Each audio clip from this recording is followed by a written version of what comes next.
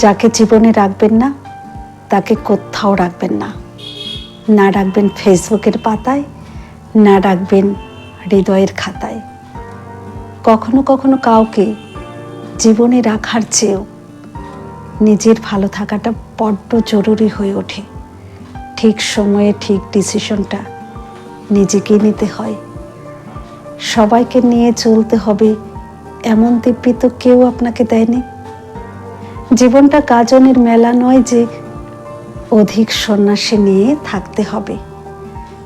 জীবনটা হচ্ছে চাঁদের হাটের মতো, যেখানে কোটি কয়েক মানুষ থাকবে, মনের শান্তি থাকবে।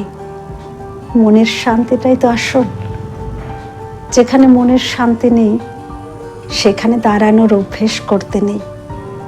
নিজেকে মাদুরের মতো বিছিয়ে দিলেই শুধু হলো না, গুটিয়ে রাখার অভ্যেসটাও করতে হয়। এই গুটিয়ে রাখার অভ্যেসটাই হচ্ছে নিজের প্রতি নিজের যত্ন।